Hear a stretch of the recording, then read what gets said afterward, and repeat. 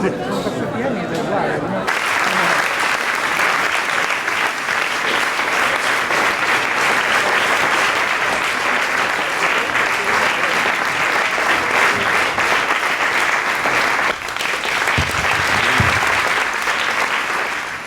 speaks very good English. You had already become a living legend of the cinema, and the way I understand it, you were trying to distance yourself from some of the roles that you had been playing before. Well, obviously I did not want to be known like some other actors were as a man who only made horror films. I made some, very few, you'd be surprised, very few. I counted them the other day, maybe 12 out of nearly 300. I mean, I did 3 films with Boris Karloff, who was absolutely wonderful actor, who was the original creatura in Frankenstein. It wasn't called a monster. Frankenstein was the inventor. And Boris Karloff was a very dear friend. We lived next door in London.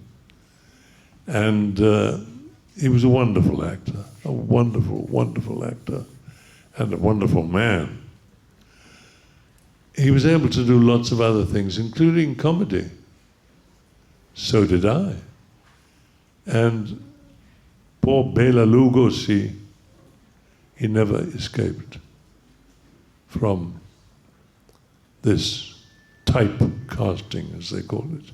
He never got away from it. He was briefly in Ninochka with Garbo as a Soviet official. Don't waste my time, comrades. But he never got away. He never escaped. And I wasn't going to have that happen to me. One day I started imitating Tom and Jerry, and with Sylvester, the cat, and Spike, the bulldog. And I used to do all these characters. I remember Sylvester always spoke like that. And there was one, he had a small son who said, "Father," you know, he said, "Yes, and so on, you know. And I used to do this, and it used to make everybody laugh. And he's on a ship, and there's a small kangaroo in a big box. And Sylvester always wants to find everything out. She opens the box, and the kangaroo comes out. And it's much bigger than him. And he goes completely white, like that. And his son comes up and says, "Father, what's wrong?"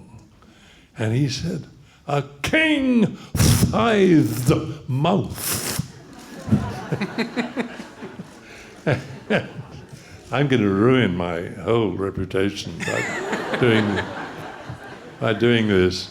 I remember one of your last character, which was in Jackson's movie Lord of the Rings, so Saruman. If you just could share with us some snapshots about that experience. Thank you very much. That was a wonderful experience.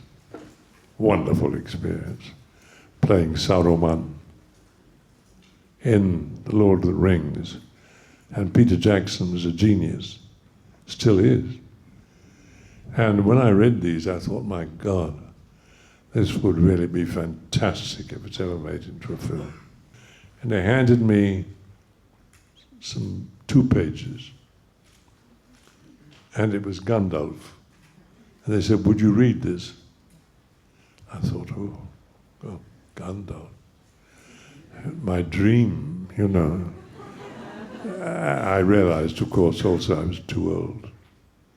And I read these. And that was it. They said, "Thank you very much, goodbye." And a few days later, I got a call from my agent saying, Peter Jackson wants you to play Saruman. And I thought, oh, you know, fantastic. It was a great role, great part. I think we might have time just for one very quick last question, and a very simple, nice question to give us a wonderful ending. Thank you. Thank you. Good afternoon, sir. I wanted to ask you a question about your work as a singer. Do you have upcoming projects? Can you tell us something about it? Well, you have... Or maybe you'd like him to sing. Sure, yes. Oh, yeah, Merci. Many years ago, I have done 2 heavy metal albums. We have to... You try everything. The greatest scene in all opera, I think, is in an opera by Verdi called Don Carlo. And if you want to hear, not all of it, just one tiny bit, I can still do it. Please. Can. Il Gran Inquisitor, because he's a tenor, you know, he says, Sono io dinanzi al re. And the king says, Sì, vi feci chiamar mio padre, in dubbio son. Carlo mi colma il cor d'una tristezza amara. L'infantiame ribelle armossi contro il padre. And the inquisitor says, Qual mezzo per punir scegli tu? I'm not going to do any more.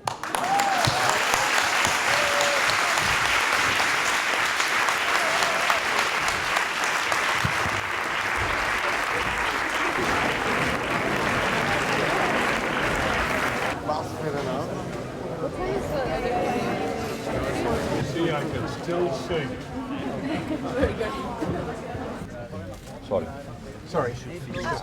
You can come.